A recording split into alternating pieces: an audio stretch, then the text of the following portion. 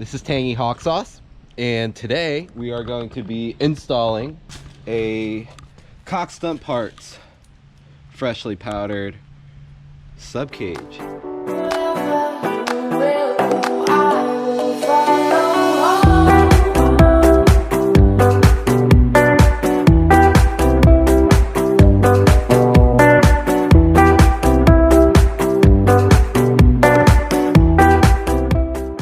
We're going to be putting this onto a 2018 Grom today, and as you guys have probably seen in the previous video, we have done a round bar on a 2014 and 2015 Grom as well, so feel free to check out that video. Really the only mod that this Grom has right now is this one finger easy pull, which I put this on every bike that I own.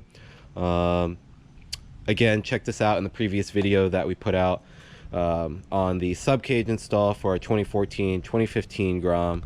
But today we're just going to walk you through how to install this subcage onto this bike. Don't know how well you can see this, but this is a freshly powdered round bar with titanium. Super well built. I don't know if you can actually see this in the video or not, but the paint on the actual, or the powder that is on the subcage is actually a flake metallic hardware. So you have the two tapping screws for the pucks that go into the back of the subcage, and then 4 screws to actually bolt down the subcage itself. And then the tools we are going to need are a ratchet with an extension, a 13mm socket, a 8mm socket, and this is kind of optional, but I'm going to put thread locker on it, and then a Allen head key. This is a 6mm, and because I'm lazy, I'm going to be using a ratchet as well, or impact gun I mean. Okay, so we're going to start this from ground up. As you guys can probably tell, this is a little different from my 2014-2015 Grom, but we're going to start by taking it off the seat, inserting the key onto the side of the bike, taking off the seat, just like that, easy peasy. We're going to set this on the ground. In particular, this bike, the stock fender is already taken off, but the bolt pattern is still the same. 4 bolts, 1, 2, 1 under this wire, 3, 4. So we're just going to take these out to get this fender eliminator kit out from underneath the bike, and then we're going to go from there.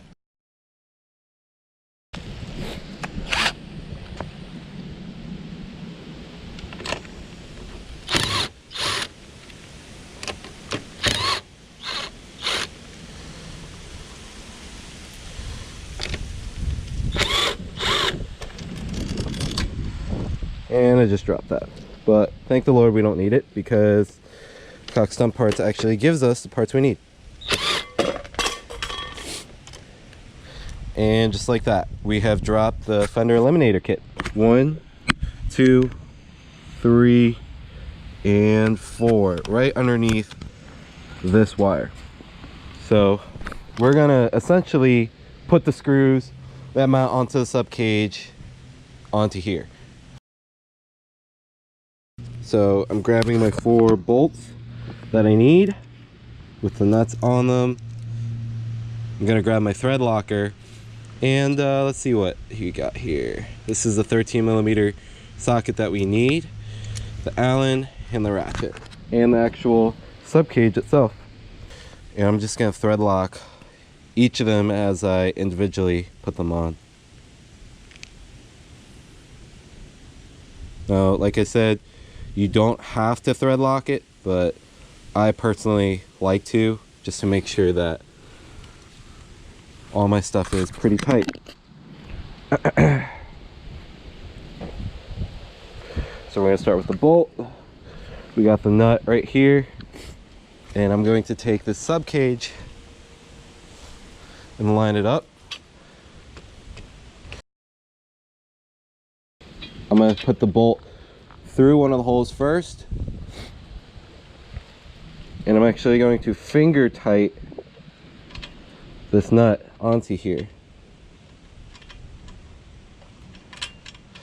And the main reason we're doing this is just to get the sub cage on here first before we tighten everything up.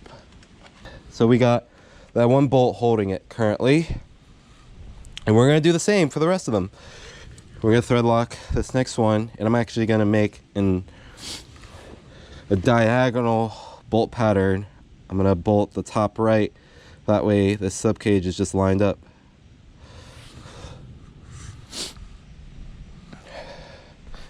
So we are now going to put it into this hole, which lines right up with the sub cage. All right, I got the bolt through. I'm holding it with one hand, and I'm going to take this nut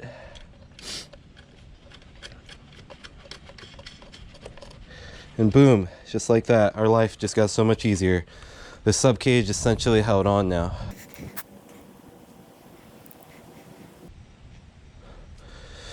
All right, thread lock on one and thread lock on the other one. Here we go. As you can see, it lines right up, and then we take this nut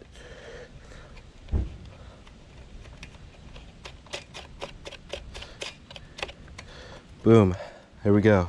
Last bolt, last nut.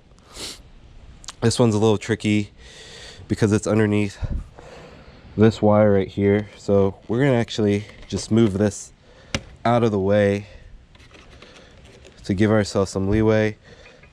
Thread this through. I'm lifting up on the sub cage, and just like that, I got the nut on there.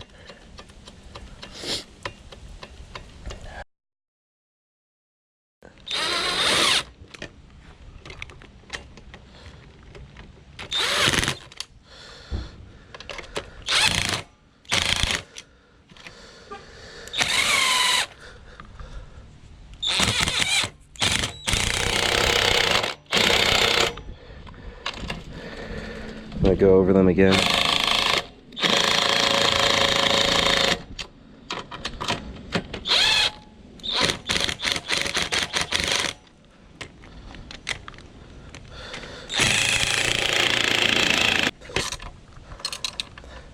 And as you can see, I actually had a little bit of leeway.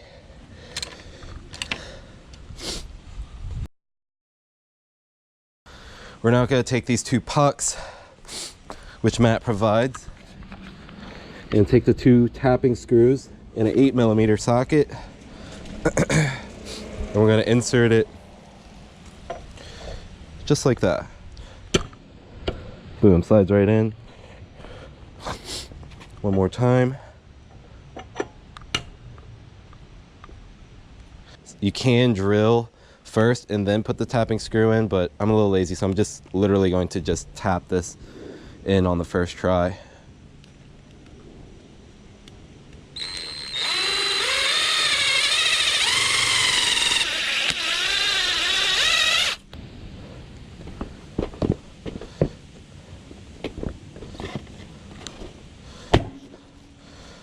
And that's pretty much all there is to it, boys and girls.